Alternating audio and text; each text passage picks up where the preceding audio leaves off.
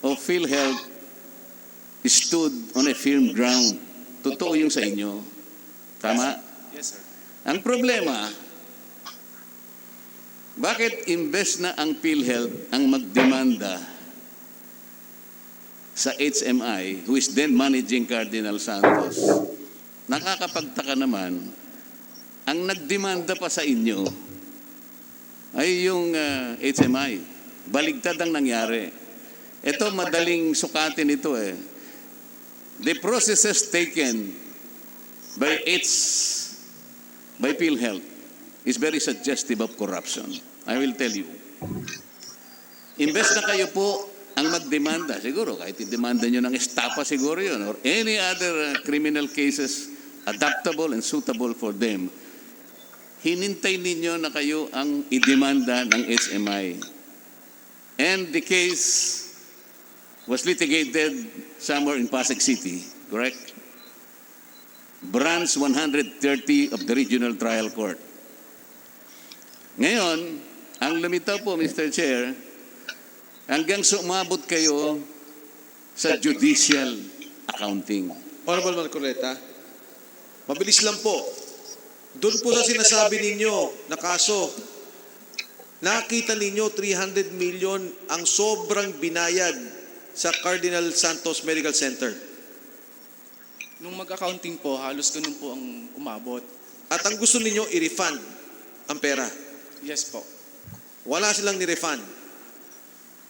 Pinaparipan nga po sa Cardinal Santos, hindi po na-refund.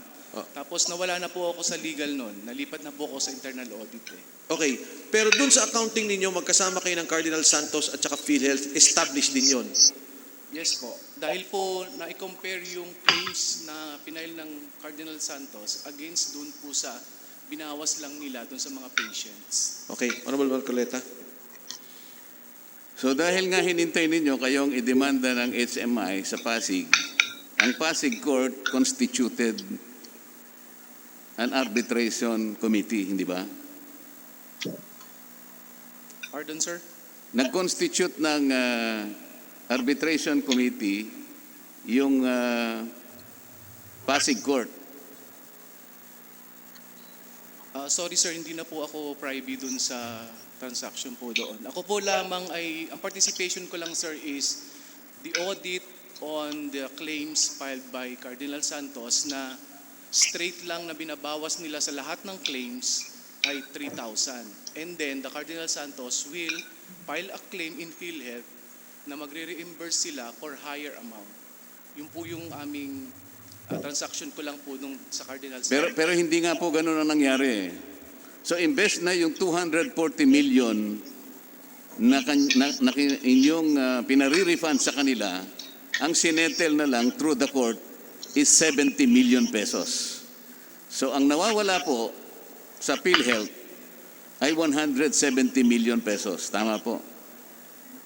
I don't have a personal knowledge, sir. Kasi po si Attorney Asuncion na po yung SBP Legal. Tapos na po kasi yung audit. So, sino po kaya ang nakakaalam noong pagkaka-refund ng 70 million pesos na lang out of 240 million? Kasi dito makikita ninyo, palaging dito tayo umiikot, yung pag-aalaga ng pondo, yung pagmamalasakit sa pondo, walang masyado kaming nakikita eh.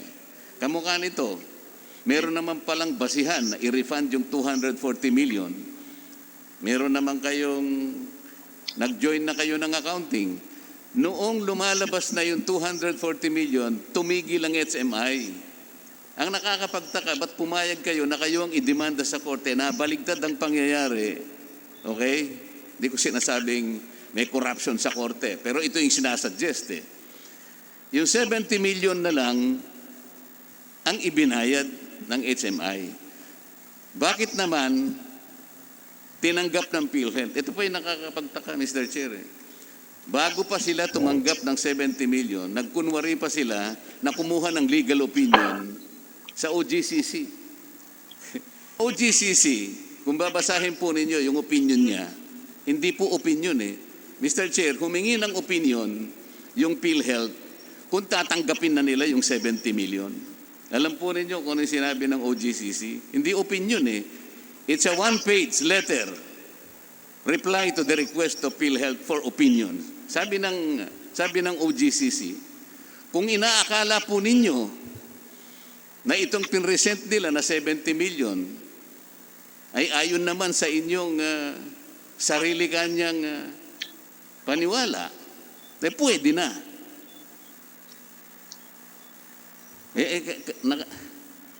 Ito ba'y opinion? So makikita po natin, Mr. Chair, meron pong demand na malinaw, 270 million. Gumawa sila ng paraan para paikutin ang gobyerno.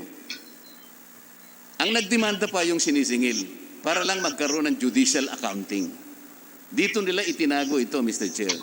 Pagkatapos nilang magkaroon ng judicial accounting, hindi ko malaman ngayon, paano ninyo i-account yung balance 170 million?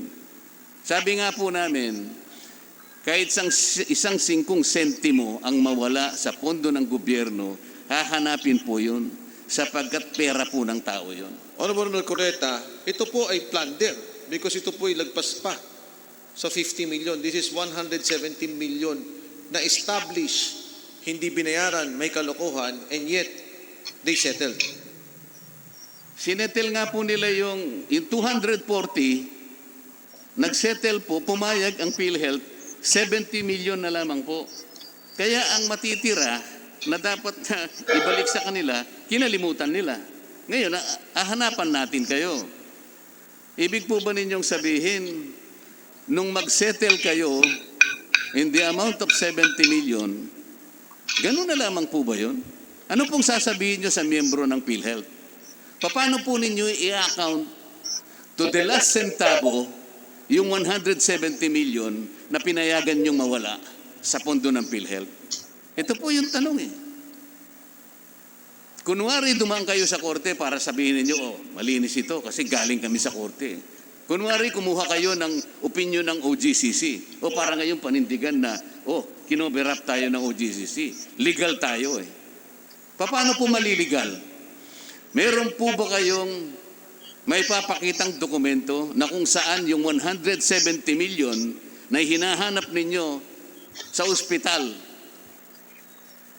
may kakatwiran po ba ninyo ito sa miyembro ng PhilHealth? Paano nyo gagawin? Paano nyo pangangatwiranan na, oh, okay na yung 170 million, nakita na namin kung saan napunta. Wala pong definite accounting kung nasaan yung 170 million pesos. Honorable Marcoleta, yung pong 170 million, hindi na ho binayaran. Itinago na ho yun ng HMI. Yung po nangyari dito, and the time when this was decided, the head of the legal was Attorney Asuncion. Tama po ba, Attorney Villegas? Yes, sir. Siya po ba yung nag-decide para magkaroon ng arbitration and settlement? I think so, sir, kasi siya po on legal. Siya rin po ang nag-elevate sa board. Actually, sir, si Attorney Pukalan po yung taga-legal at that time. Attorney Pukalan, can you please reply? Sir, in the initial stage of the accounting, I was part of that, but nag-reconstitute po ng team, so hindi na po ako nasama doon sa new team, no? No, pero established po yung 240 million. No question about it. Kasi kahit naman dito sa records ninyo, established eh. Is that correct? Sir, ang alam ko po that time, nagkakaroon ng accounting, comparing ng mga documents ang HMI and PhilHealth. Pero yun na nga, hindi ko na po siya natapos kasi hindi na po ako nasama doon sa team. Mr. Chairman, Honorable Barsaga? Mr. Chairman, I want to, Honorable Remulla? sino-sino yung kasama sa team? I think on the record we need the names of those people in the team. Thank you, Mr. Chairman. Yes, sir. Ang natandaan ko po, I was replaced by Attorney Dexter Navarro. Tapos yung chief po ng HCDMD ng NCR, Dr. Balbuena. Di ko na po... With the, May CPO naman po, sir. We will retrieve the with the indulgence of names. the Honorable Marcoleta, I will, si Attorney Asuncion, we asked him to attend the last meeting, but he did not attend. So, with the indulgence of the Honorable Marcoleta, what is the desire? Do we move to declare him in contempt or do we issue a subpoena? Tama, Comsec, nagbigay tayo ng invitation the last time? No, sir. We weren't able to locate him, sir. To Attorney Asuncion, cannot be located. Yes, sir. Mr. Honorable Chairman? Remulla. I believe that we have to send the law enforcement agencies against Attorney Asuncion, and we can direct the NBI to study the filing of their charges. Because in this case, the investigation will need law enforcement people to locate Mr. Asuncion if he does not want to appear before this body or if he's guilty of any, because he who does not appear before a body like this would seem to be guilty, Mr. Chairman. There's a presumption of... My question to you, Honorable Remulla, is that when you file this case of plunder, you will enjoin HMI, Hospital Managers Inc. Tama, Attorney Villegas? Hospital Managers Inc. Please reply to the mic. Yes, sir. You would have to enjoy the Hospital Managers Inc. and also the Roman Catholic Archdiocese of Manila. Is that correct? Yes, sir. May record po yan malamang sa Office of the Senior Vice President ng Legal. Kaya nga, tama ba ako, Attorney Villegas? Dahil sabi ni Congressman ni Remulla, pagka ganito namang malinaw yung kaso as presented by the Honorable Marcoleta, dapat kasuhan na yan ng plunder. Sabi ko sa kanya, pag kinasuhan mo yan ng plunder, dapat idamay mo yung Hospital Managers Inc. and the Roman Catholic Church Archdiocese of Manila. Tama ba, Attorney Villegas? Yes, sir. Yes, sir. Okay, isa pang tanong sa inyo. Dati nyo yung empleyado, Vice President ninyo, and will Philhealth be willing to file a case on this matter? Case of plunder. The management has to act on it, sir. Yes, sir. Thank you.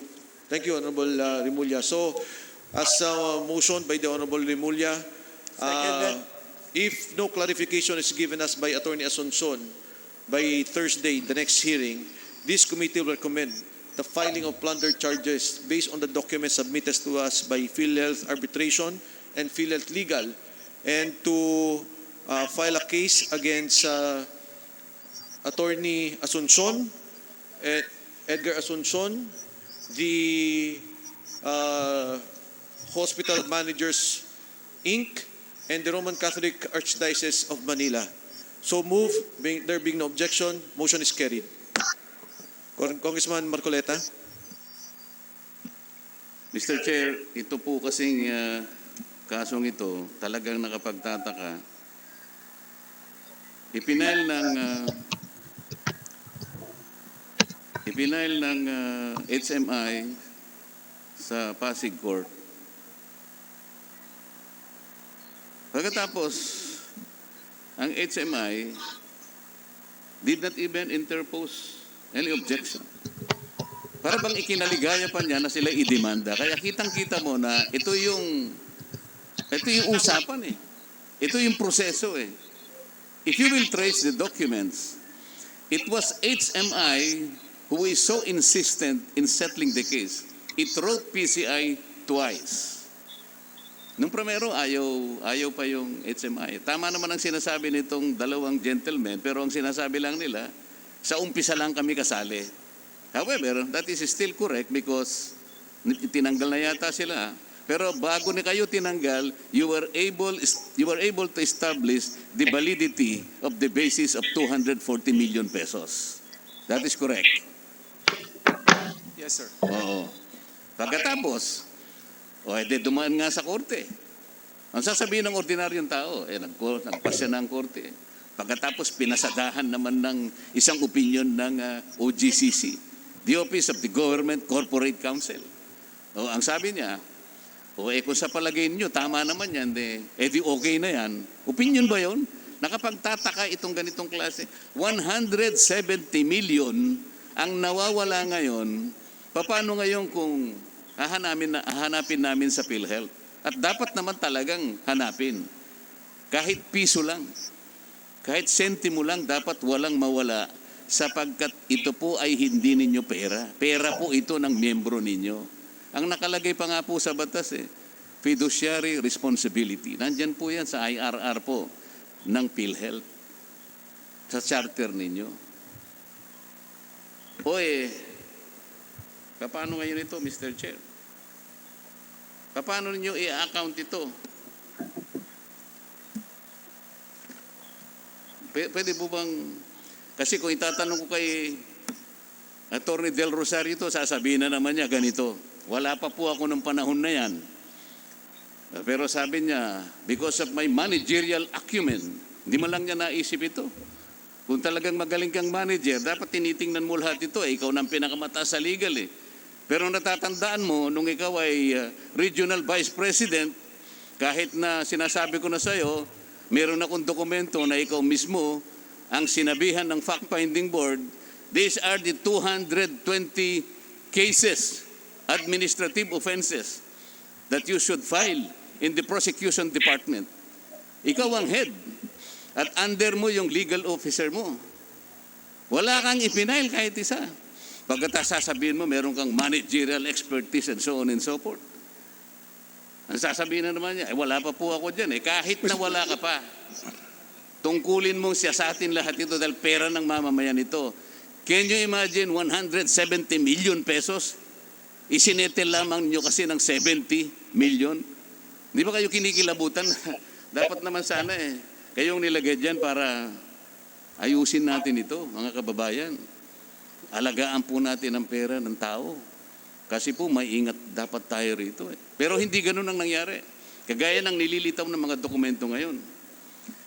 Mr. Chairman, anong year nangyari Yes. itong sa Cardinal Santos? Ano po? Anong taon Ito po yung nangyari? nangyari noong 2011. 2010-2011 po to. How about the settlement?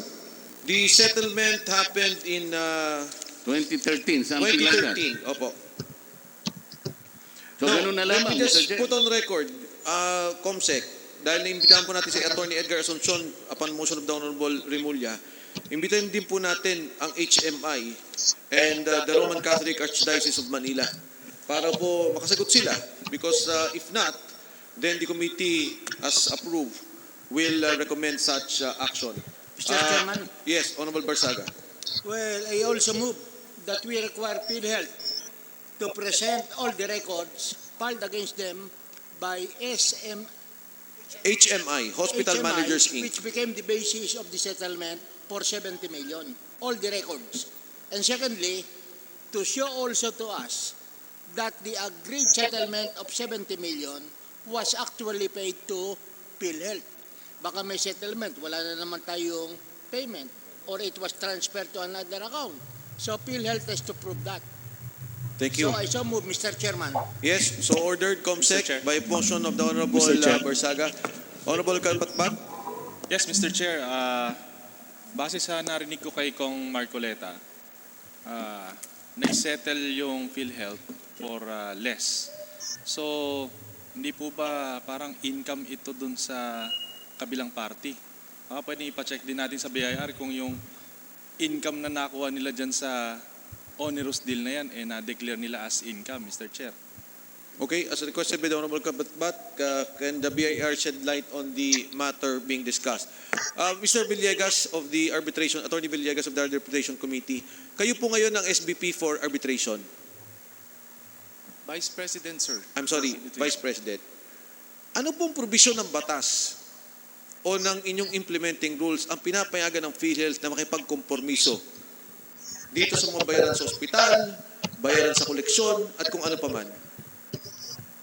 Sir, in my opinion, sir, the corporation cannot settle because Cannot settle. because it is Congress who can also will only allow a public corporation to in a settlement. So you're saying, sinasabi mo, itong ginawa nila ng 2013 ay illegal.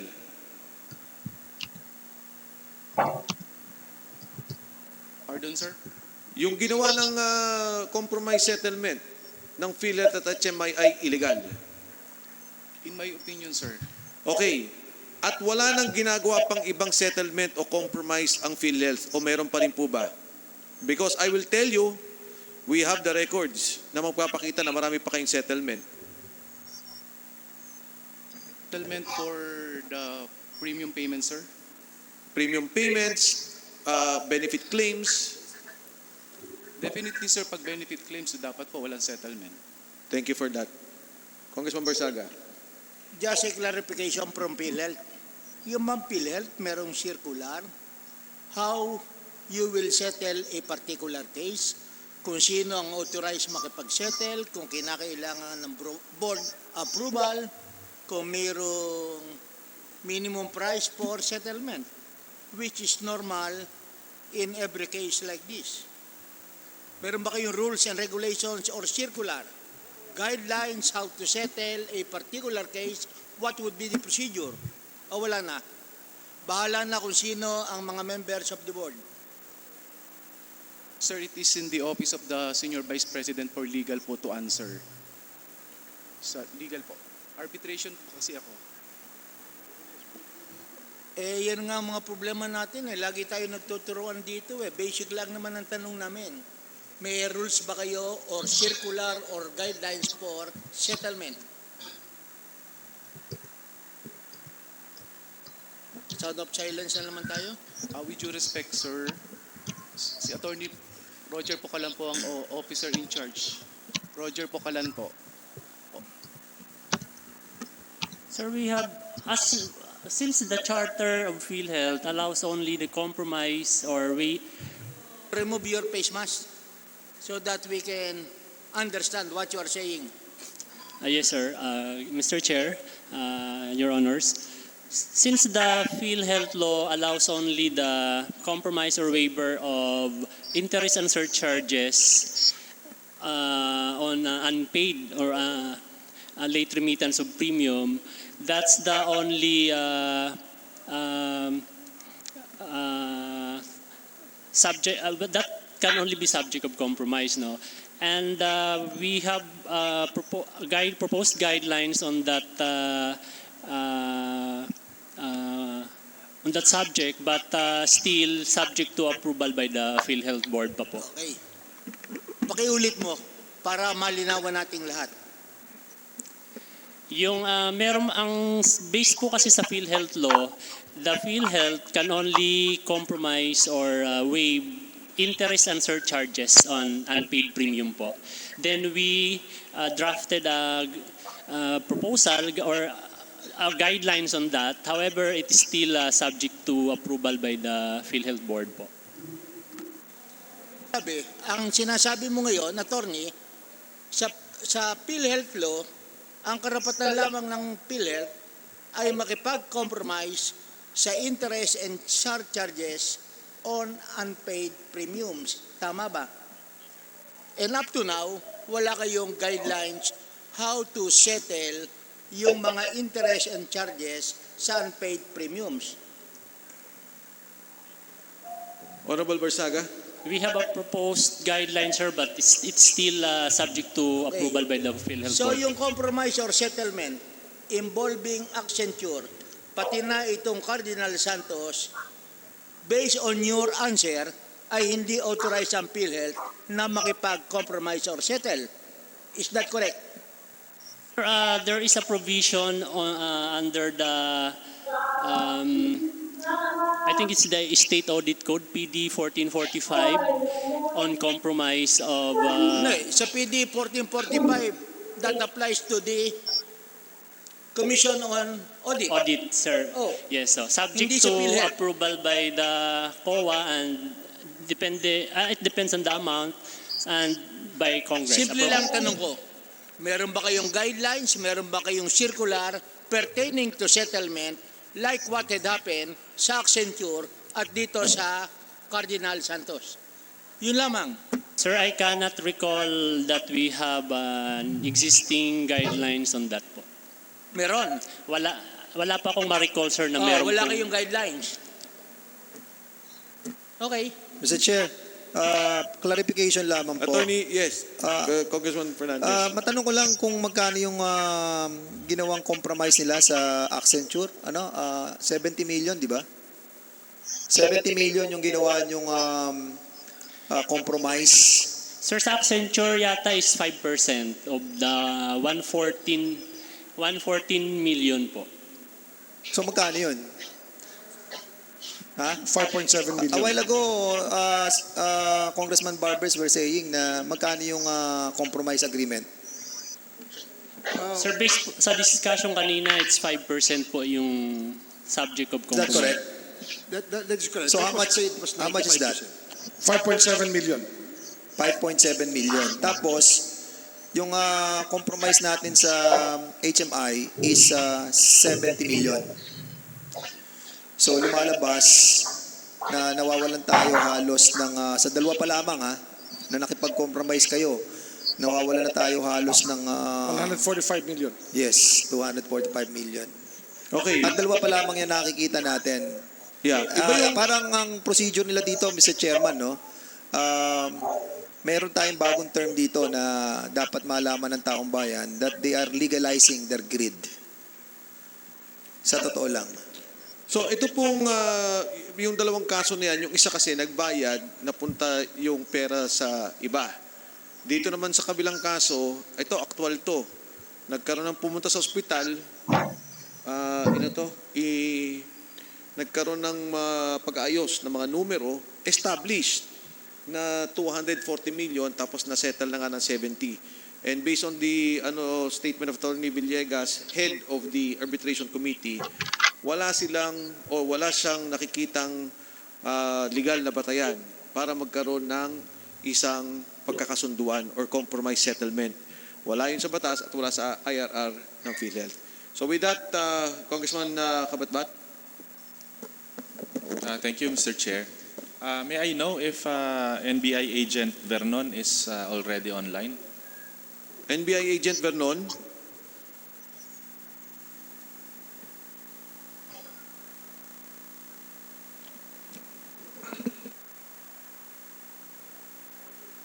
NBI agent Vernon. Nandyan? Nandyan po siya? Okay. NBI agent Vernon, are you there?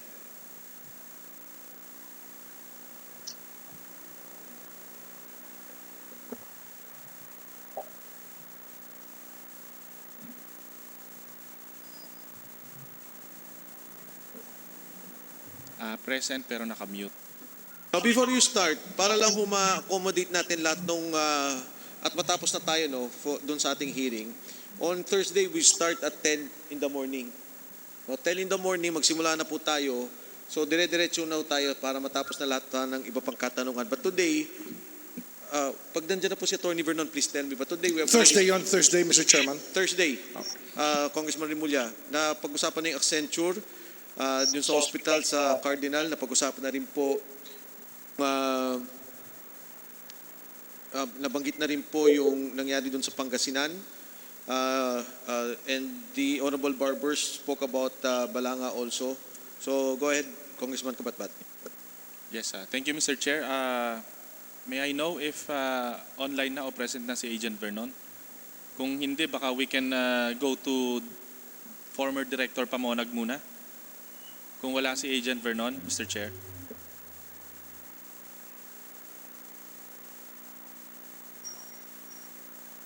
Go ahead. Mr. Chair, kung wala si Agent Vernon, can we proceed to Director Pamonag muna, Mr. Chair? Okay, Director Pamonag, no? Sorry, Director Pamonag, ito yung natanggal na Regional Director, kung saan nandun yung case ni Dr. Mengita at yung case na i-final nyo. Director Pamonag, is recognized? Yes, Your Honor. Good morning. Can you hear me? Yes, magandang umaga po. Go ahead. Magandang umaga po and thank you. Mr. Chair, can I proceed? No? Director Pamonag, are you familiar with Dr. Mark Dennis Mingita? I haven't met Dr. Mingito not even once. I am just familiar about some complaints filed against him. Okay, from what I have gathered, Mr. Chair, si Director Pamonag ay natanggal sa Region 12. Pwede niyo po ba ikwento bakit kayo natanggal? Thank you, Your Honor. And may I be allowed to present my case? This will not take 2 to 3 minutes, Go Your ahead, Honor. ma'am. Yes, thank you, Your Honor. I am Miriam Grace G. Pamonag, the previous RVP of Regional Philhealth Region Office 12 from December 9, 2014 and until March 5, Nakapag-live ka na, 2019. Ben? Ayun, no? Naka-live ako ngayon. I have been a crusader for anti-fraud activities, Ayan ako. consistently advocate for policy reforms, and I haven't been involved in any corrupt practices in the past. Mukhang Not until hindi naman sila March may 26, hindi naman katulad 2018, dyan. Eh, ano yun? when an Proseso din. administrative case was filed against me Ha? and my 3 officers Obvious na yan. and Attorney Oo, Gilbert obvious. Galicto of PRO or PhilHealth Regional Office, Caraga. I was charged with grave misconduct and conduct prejudicial to the best interest of the service for merely writing a letter requesting for the release of the 2016 Christmas assistance package to Pro 12 regular employees. Attorney Galicto was also charged with gross neglect of duty and conduct grossly prejudicial to the service for alleged deliberate failure to render a legal opinion in order to facilitate the release of the 2016 Christmas assistance package for Regional Office 12. But the truth is, the request for that legal opinion was already withdrawn by the requesting president.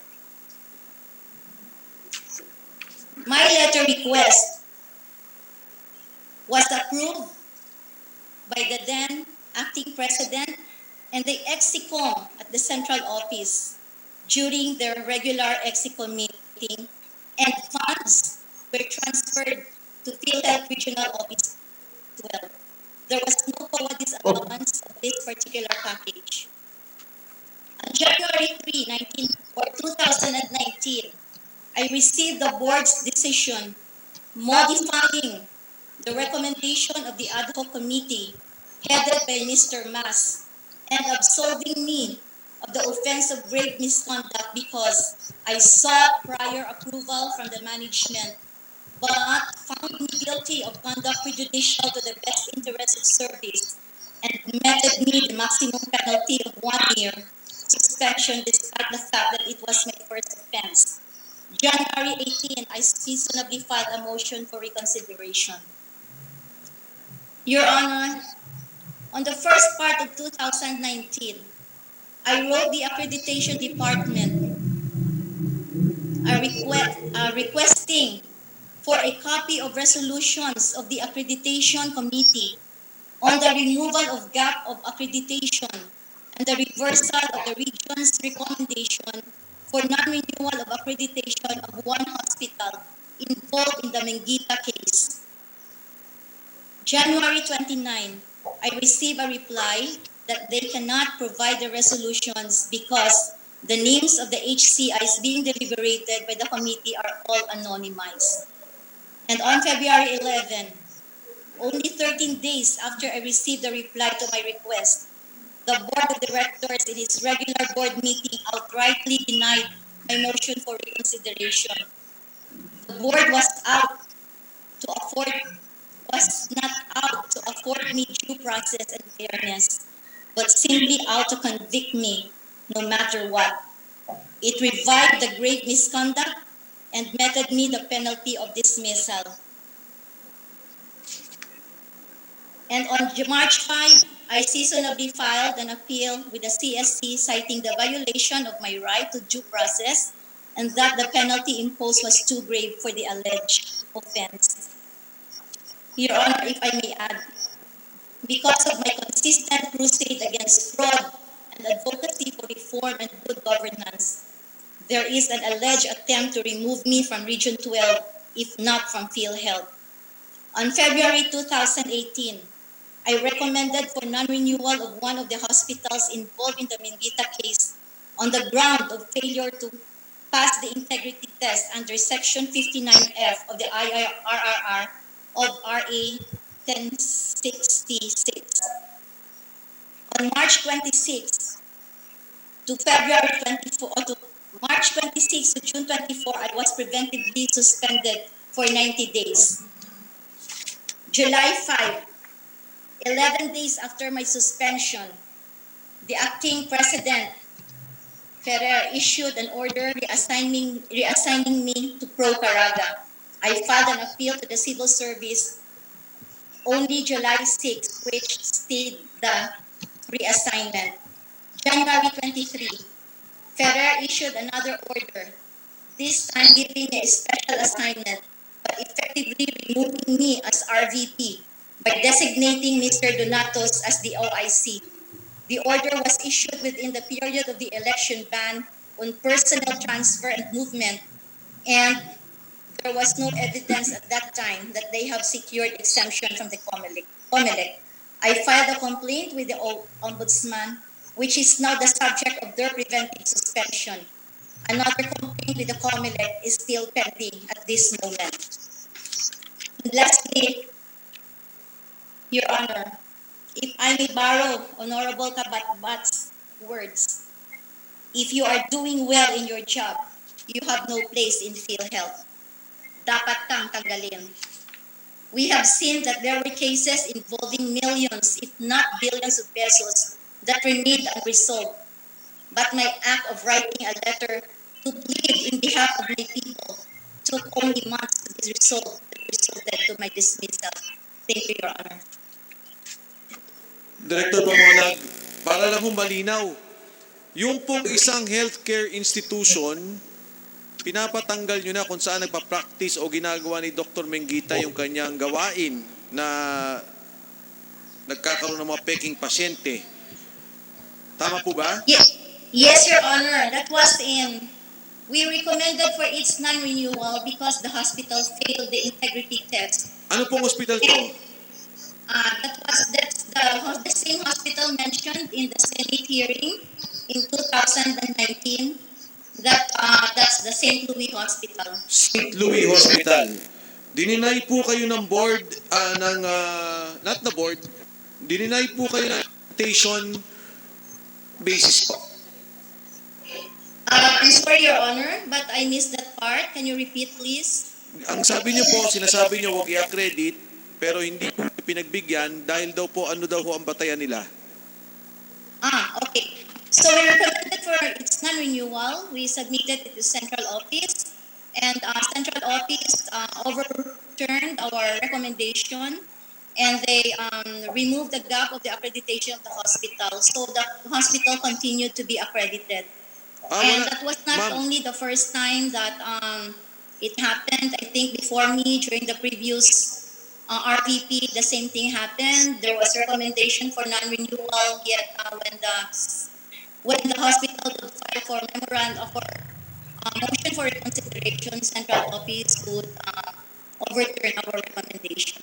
So ma'am, wala pong ginawang basis sila basta hindi nila pinapansin yung inyong petition for non-renewal of accreditation. Tinutuloy pa lang din nila yung kanilang accreditation. Yes, the hospital, Your Honor? Yes. The accreditation office, basta ho sila, tinutuloy lang nila yung accreditation, hindi nila pinapansin yung kanyang apila. That may be so. That is why in January 2019, Your Honor, I wrote central office to furnish me with the resolutions for us to be guided on what to do for next for subsequent deliberation, so that we may not be committing if we fail on or miss something about our own validation. If we have the resolution from the central office, that would serve as our guide in order for us to do the best thing for the subsequent deliberations. And Director Pamonag, hindi ito ang kauna-unahang pagkakataon na nangyari yung ganito. Sinasabi mo, maraming beses na nangyari sa iyan. Yes, in the past, but in my case, it only happened once. Okay. Honorable Kabatbat? Yes, thank you, Mr. Chair. susugan ko lang yung line of questioning ni Chairman Mike Defensor, no? Uh, I appreciate the effort of Director Pamonag and her statement that she wants a corrupt-free Philhealth. No, Director Pamonag. Matanong ko lang, totoo ba na you even undertook a massive information campaign against the wellness program of Dr. Mark Dennis Mengita? Is that true? The first thing that I did when I heard that there was a wellness program involving doctors, HCIs, the first thing that I did was to issue an advisory to the public so that they may be aware of the wellness program that is going on. And if you check, we have a regular radio program every Sunday.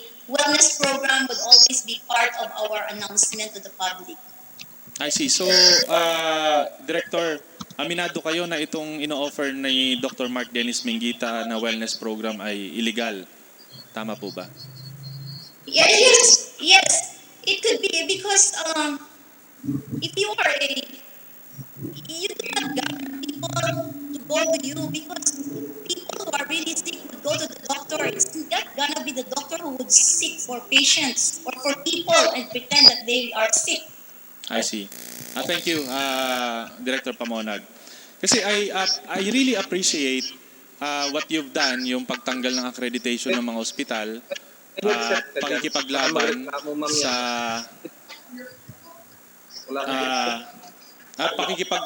yung pagtayo sa decision mo na tanggalin yung accreditation nitong mga ospital na involved sa ginagawa ni Dr. Mengita. I appreciate that, Mr. Chair. Kaya lang, nung sinabi mo na illegal ang wellness program ni Dr. Mark Dennis Mengita, and you even did a campaign to warn the public about the wellness program of Dr. Mark Dennis Mengita, kaya lang, nung may nag-file ng complaint laban kay Dr. Mark Dennis Mengita about this wellness program, bakit po nyo dinismiss? Okay. Your Honor, not all complaints were dismissed. There were complaints that we conducted investigation. Yung dismissal niyo po nung dated October 24, 2017, nakalagay dito sa complaint yung wellness program ni Dr. Mengita, pero nakakapagtaka na i-dismiss niyo yung kaso. Sabi niyo kanina illegal yung wellness program, pero nung may nagrereklamo, i-dismiss niyo naman itong yung complaint against that wellness program of Dr. Mengita. Can you reconcile that, Director? Yes. Your Honor, I have here with me my file. This is my file while I was still connected with Philhealth, no? Because as of now, in my status, I cannot get more files from the office, no? We have a complaint here. I think this is a complaint about the wellness program. And the office conducted investigation. I think this concerns an eye surgery on a certain Cecilia Tadora. And dito po sa briefer kasi ng case, on this particular case, the people who are alleged to be recruiters submitted an affidavit that they were not recruiters for the wellness program of Dr. Mengita. And there is also an affidavit here of Dr. Mengita's wife and father-in-law saying that they are not recruiters for the wellness program of Dr. Mengita. So, welcome po sa bagong member natin, si Mamang Sorbetero.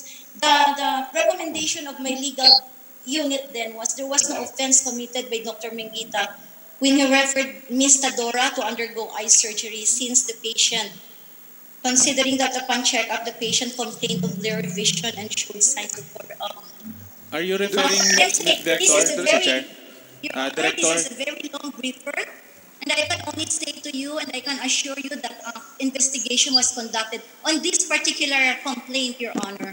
Director Pamonag, tanong lang po, May mga kaso ho naman kayo talaga na i-file against, or at least may findings kayo against Dr. Mengita and some healthcare institutions. May ganun po bang nangyari sa inyo?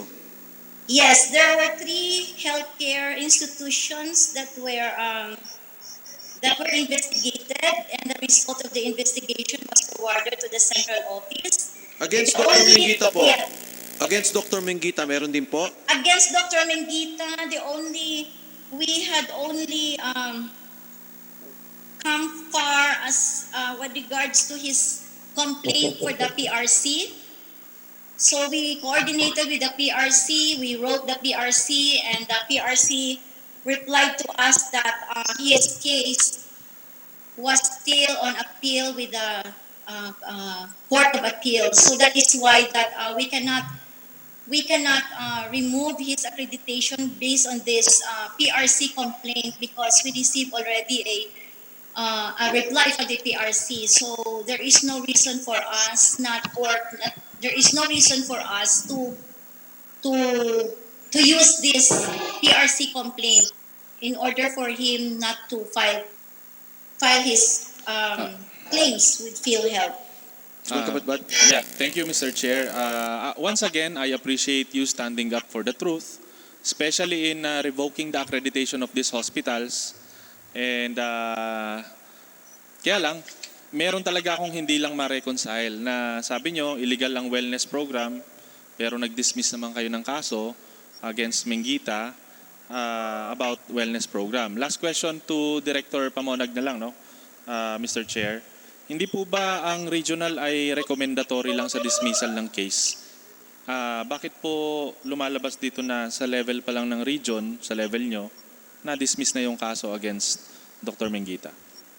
Yes, on the second case, the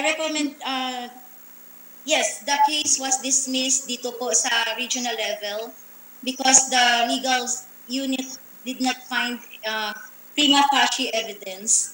I mean, then we forwarded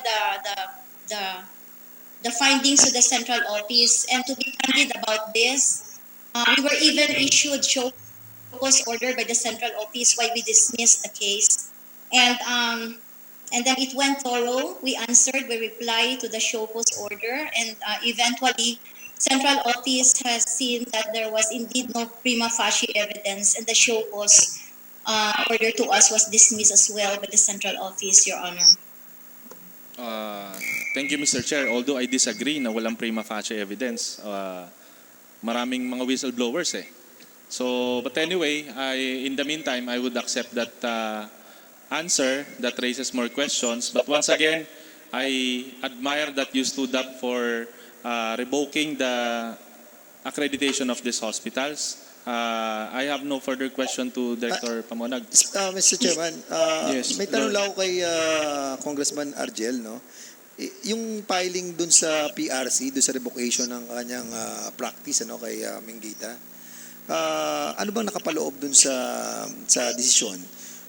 Pending appeal ba, he cannot practice yung kanyang profession?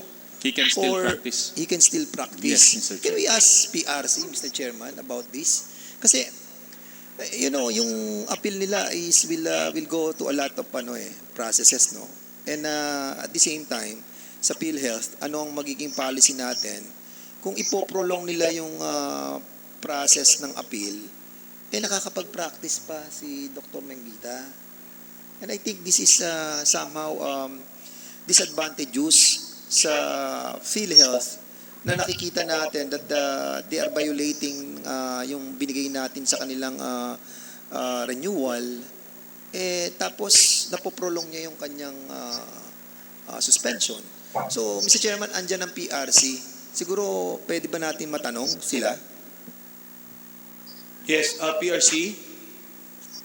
Just for the record, while they're getting PRC, I think it is the Court of Appeals who gave, para bang nagkaroon ng restraining order, na they can, injunction, that they can continue to practice whilst the revocation of their Yes, so license. in that case, Mr. Chairman, siguro ang tanungin natin yung policy maker, yung Philhealth. Anong ginagawa natin sa ganitong mga klase? Would you want to still go to PRC? Ask the question. Policy, siguro, si Pargas. Mr. Chairman, Yes, Attorney Bersaga. can we ask first PRC PRC kung muna. yung kanilang PRC. mga decision ay immediately Yes, executory correct. unless there is a restraining order issued by the Court of Appeals? That is correct, Mr. Chairman. Can we ask the PRC kung ano naging desisyon nila sa kasong to? PRC is recognized. Yes, go ahead, ma'am. Good afternoon. I am Dr. Eleanor Almoro, member of the Board of Medicine from the Professional Regulation Commission. Good afternoon po. Yes, ma'am. Ma'am, good afternoon. Ang tinatanong po ni Deputy Speaker Fernandez, yung pong mga nagkaroon ng kaso, pero of course, they go on appeal, nakapag-continue po. Paano po ba yung policy nyo sa PRC tungkol dyan? Okay.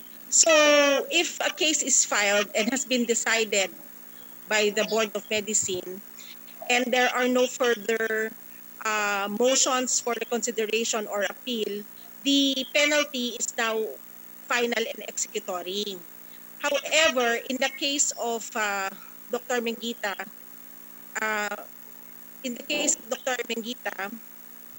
the decision at the level of the Board of Medicine was guilty. It was appealed to the commission. The commission upheld the decision of the Board of Medicine.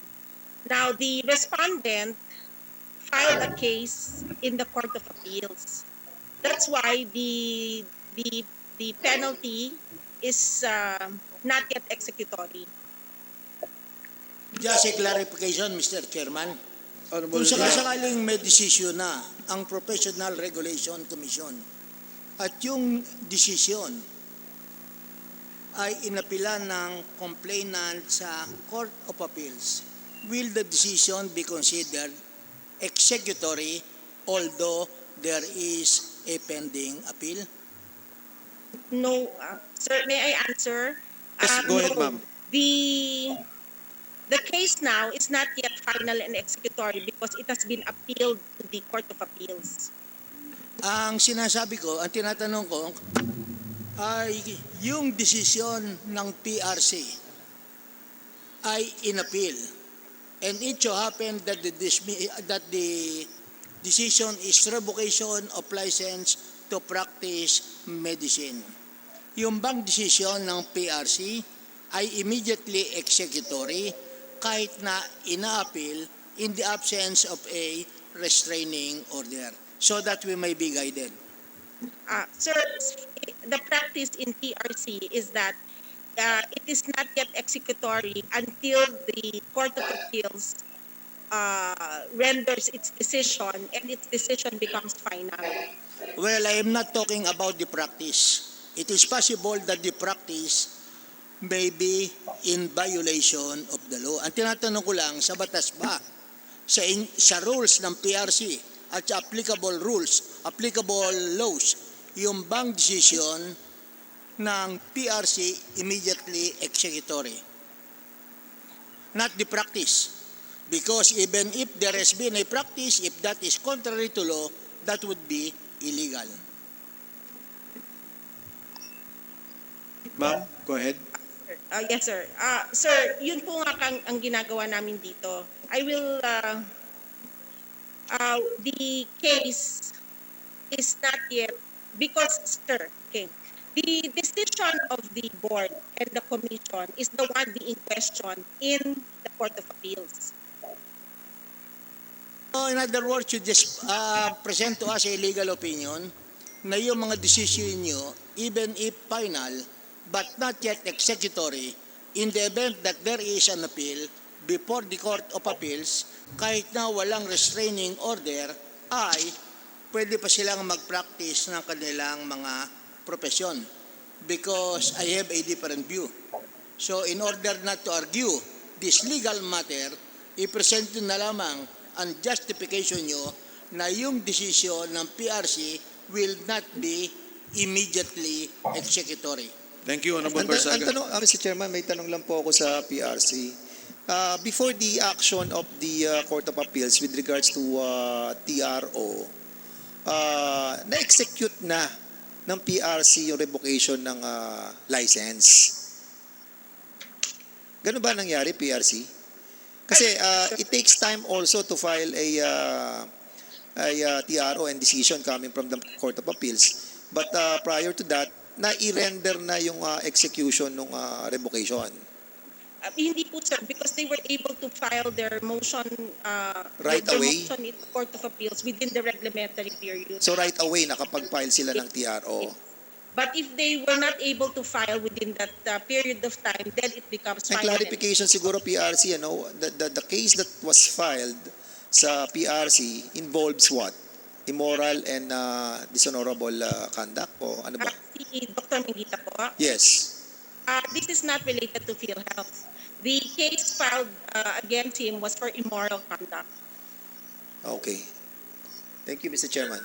Salamat po, What was the Doktora. decision of PRC? Po, Just to clarify, ano decision ng PRC? The decision was of the appealed? Board of Medicine was guilty. This on appeal to the court, to the PRC Commission, this was upheld. And then so now the respondent filed a motion in the Court of Appeals. Well, the decision was guilty ang respondent. What was the penalty given? revocation of license, Doktora? Sir, I'm so- Revocation of license, Mr. Chair. Let's Doktora, go clarify. ahead. Sir, sorry, can we check the records on that? Okay. So, Mr. Chairman, sa mga ganitong kaso ba, anong policy ng natin, ng PhilHealth? Kapag hindi pa ba final and executory yung decision ng court sa mga erring mga physician, ay we can still accredit them? Policy sector. Mr. Chair, One by one, Dr. Pargas, I'm sorry. Doktora, do you have a reply? Sir, I'm so sorry, what is the question? The question was, ano yung penalty ni Dr. Mengita? Revocation of Sir, license. I'm so sorry, we have to check the records. You don't have it now. Okay. So, okay. Please stay on the please stay there in Zoom. Dr. Pargas, your reply. Mr. Chair, first, sir, I'd like to most respectfully manifest that I have received an order from the Ombudsman and that I also sent a letter with regard to this committee. So I'd like to manifest on that. And second, sir, sir, yes, if the decisions are not yet final and executory, then we don't implement it yet. Okay, maraming salamat, Mr. Chairman. Doktora, last question na lang po sa PRC. Meron po kayong legal dyan po sa inyong sa PRC, no? Maging sa board ninyo, sa PRC board. Yes, sir. Sige po. So yung guidance lang po na hiningi ni Congressman Barsaga as to the decisions being final and executory ng inyong board at ng inyong respective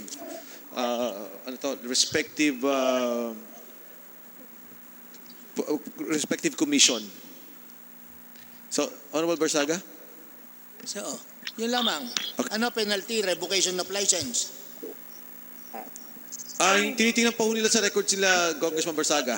Okay. Pero we'll ask that and we'll also ask for the yung legal guidance na tinatanong nyo kanina.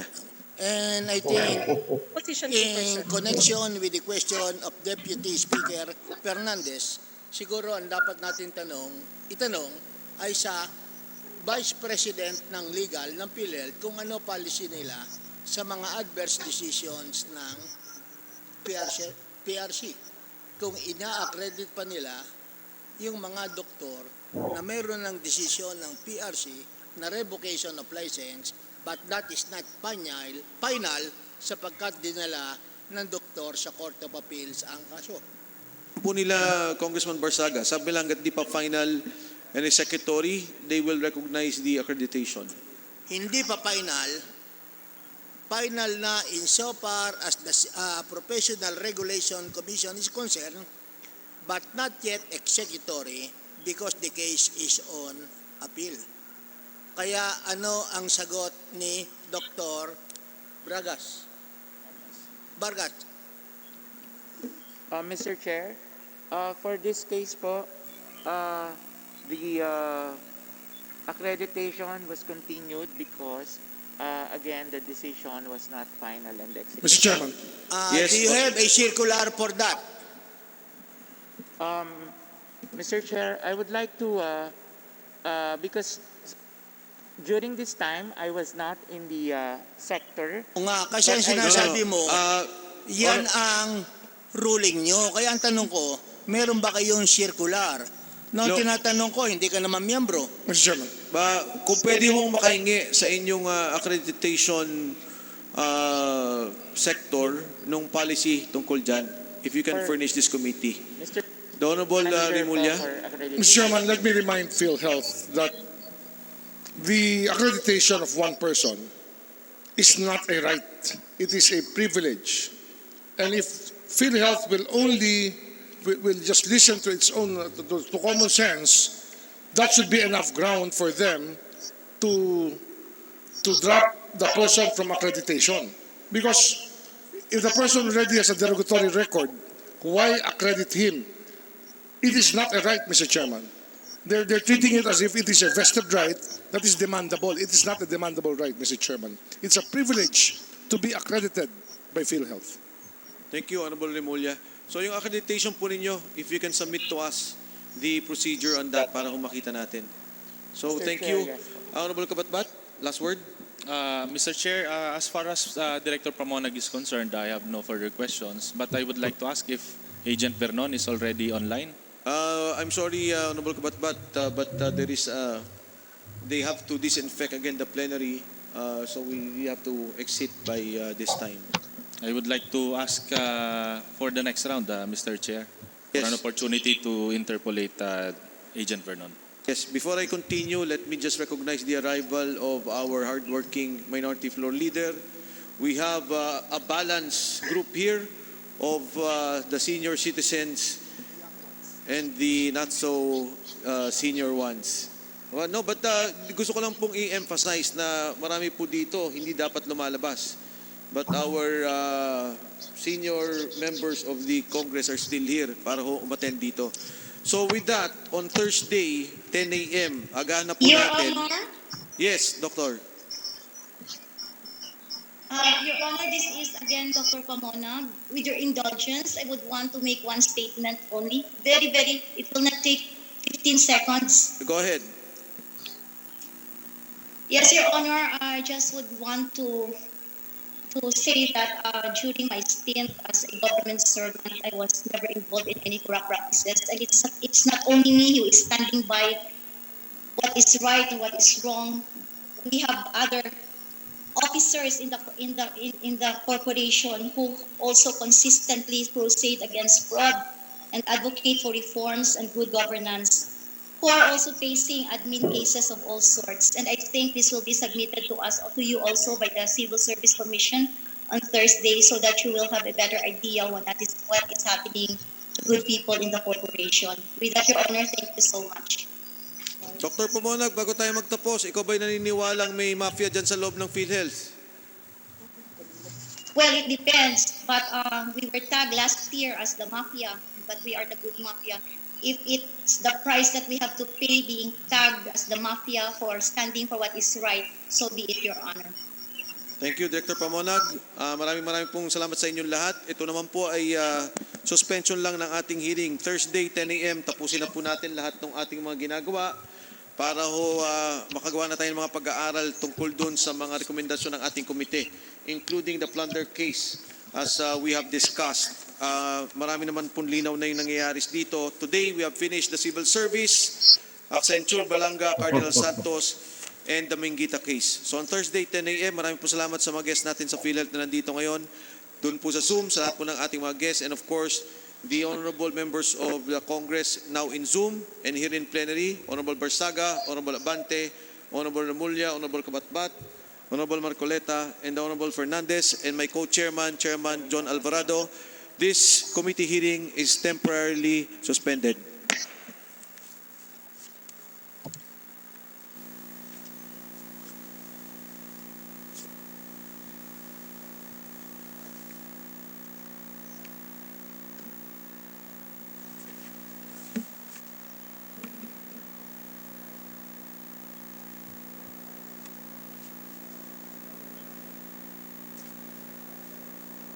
Okay, temporary suspended na po ang ating